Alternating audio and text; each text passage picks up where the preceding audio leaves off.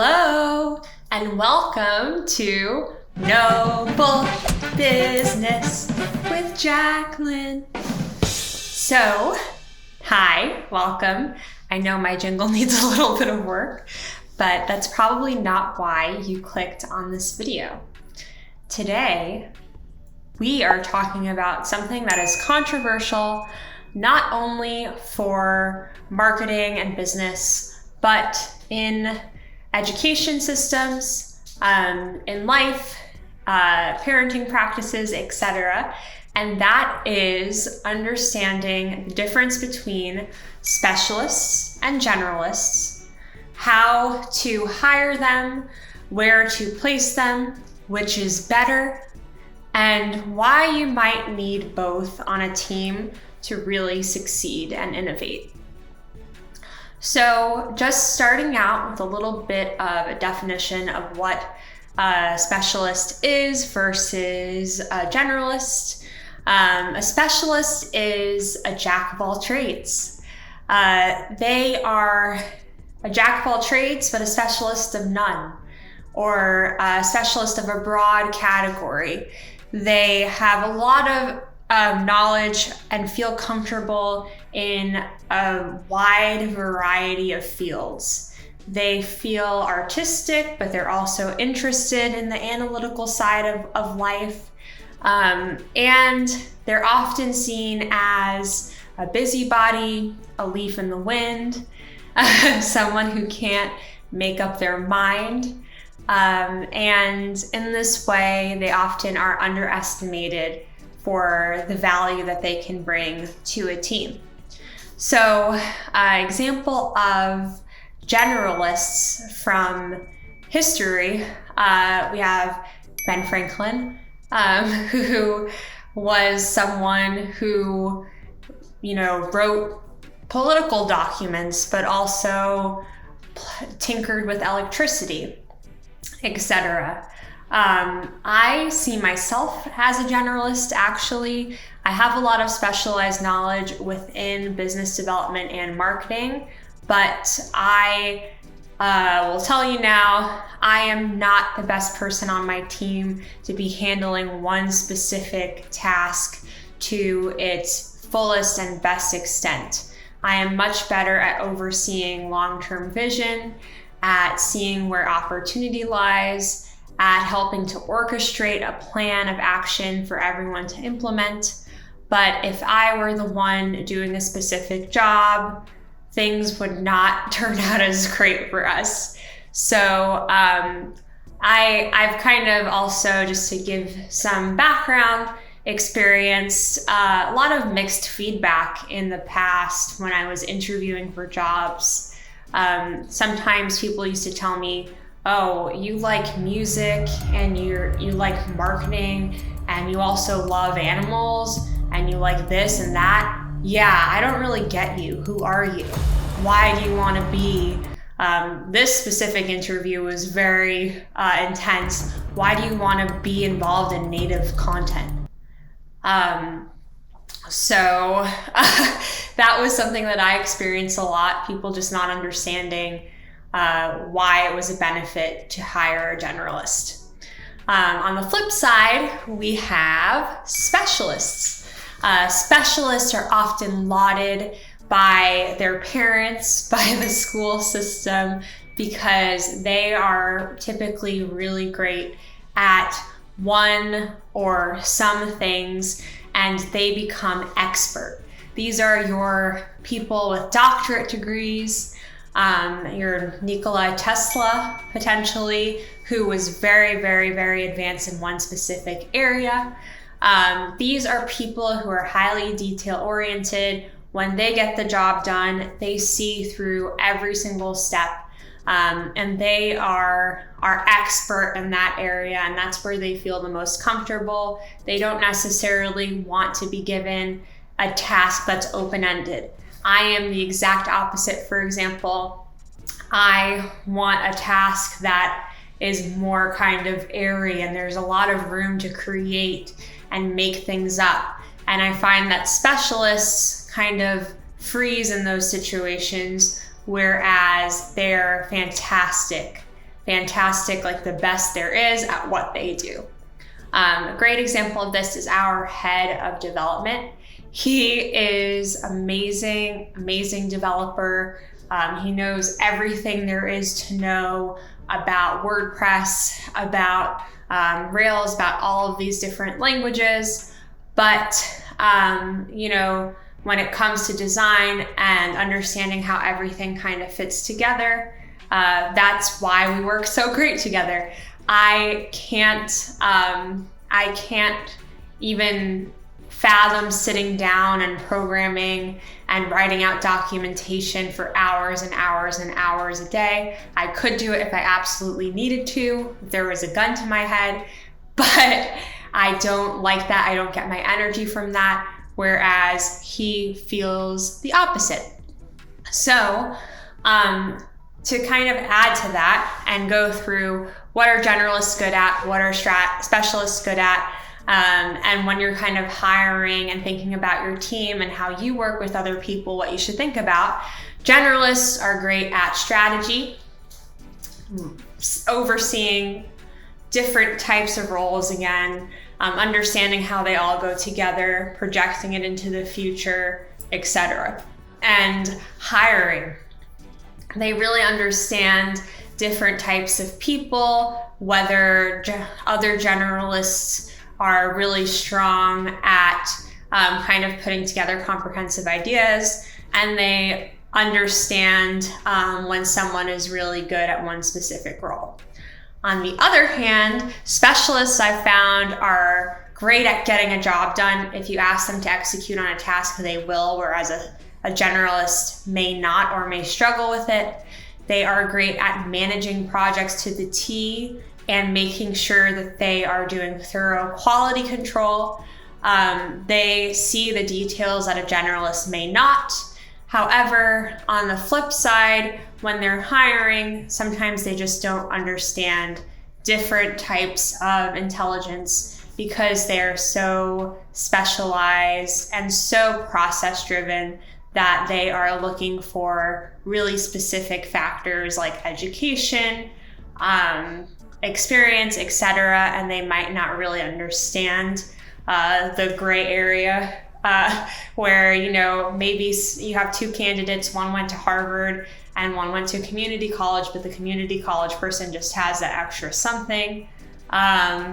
They might not catch that the way that a generalist will.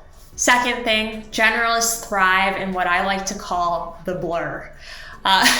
They are creative, they're not specific, they're okay with being handed a task like, hey, can you rebrand this whole company and without talking to the client, come up with something, come up with a few options, just go for it. No idea what that means. If you're a specialist, you're like, what the heck are you talking about? I need some context, I need details. But a generalist would be like, wow, this is a great task. And specialists are really great at precision. They love precision. They love to have a buttoned up process to put things to work according to specific guidelines. So when you're giving them a task, it's important to be really clear. Again, going through process, generalists love to have time to explore ideas. I know with me, I have to block off a few hours, usually every day if I can, and get really into my creative brain and think about, all the different verticals of marketing and business and where SeedX is going to go in order to feel really productive. Whereas a specialist will more than likely be, more able to put work to action in a really speedy way, consistent way, procedural way, where, maybe they're working the full 40 hours a week to their fullest extent, and a generalist has more kind of creative bursts. Last difference, generalists are typically, in terms of innovation, they are great to bring in because they can see a stagnated situation.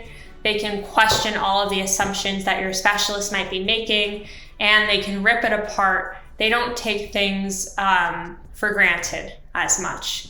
Whereas a specialist then in the innovation process can come in and point out all of the holes in the generalist plan.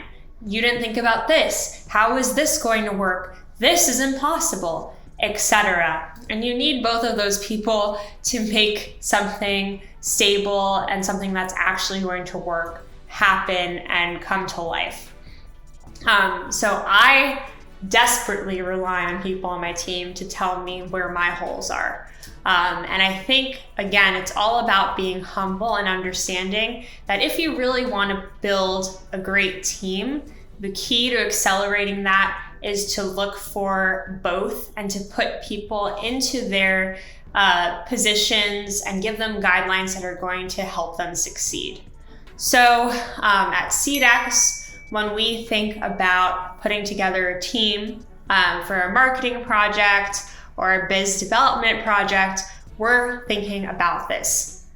How can we create the perfect balance of generalists and specialists and make sure that everyone is thriving in their position? No one feels like they're incapable of doing something because of the way that they think. They're actually benefiting each other and going back and forth, and it's a natural, beautiful thing when it actually works. So whenever we do a project, we typically have a strategist who comes up with the overall strategy with some help from other generalists on the team and some input from the specialists. They then go and take that strategy and talk it over with a project manager who's a little bit more detail oriented. They work out the process, and then they put specialists on our team to work on the different verticals of our job together.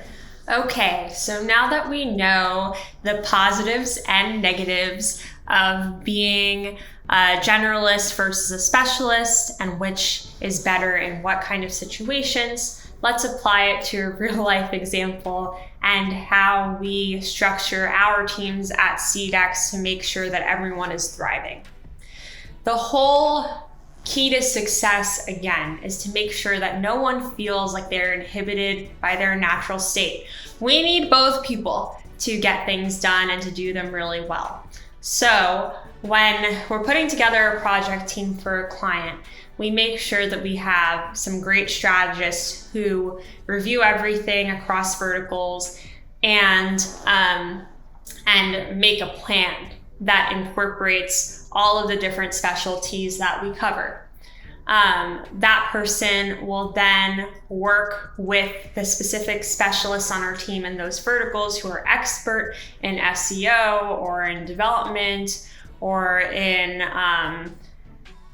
content writing, design, whatever it is. They work with them and they find the holes. We then agree on that strategy with the client, and the strategist works with the project manager to put together a process for what the actual project scope and execution will look like. That project manager is typically a little bit more detail oriented. They're kind of like a blend of a generalist and a specialist. They can understand everything that's going on with the specialists, but really their job is to make sure that the details of the strategy are being executed on properly, and they work directly with the specialists on our team to execute on tasks and to make sure that each vertical is really buttoned up. So what does that do for members of our team? It allows everyone to thrive. It allows people to collaborate, to learn from each other. It's a team-based structure or organizational chart, whatever you want to call it. It's not department-based, and we find that it just creates an environment where the generalists are supporting and uplifting and empowering the specialists and vice versa. So I hope that that was helpful to you. I think it's a fascinating topic to think about what kinds of personalities and people work best together and how to pair them and help them understand each other. That's another kind of funny thing to see on our team, and I'm sure elsewhere, is specialists and generalists trying to understand each other, and trying to understand that it's positive to work together. It shouldn't just be frustrating. And I think it's also important, even if you're not hiring or working on a team, let's say you're looking for a position for yourself, to understand who you are, which one you fall into more, what your natural proclivities are, so that you can empower yourself to get a job that you love, that you're going to thrive at, or to advance yourself at your own job, and to understand where you might need to tap someone for help. That was a big learning lesson for me, and I think a great reason why SeedX has grown, because I was able to say, hey, I'm not so good at these things. Let me find someone who is, and it's worth doing so. So comment below, which are you? Are you a generalist or a specialist? Are you a hybrid? And what do you think about this video? Do you have any questions? Any ideas for future content? I'd love to hear from you. And I hope you have a good one. Bye. Watch next time and hit subscribe.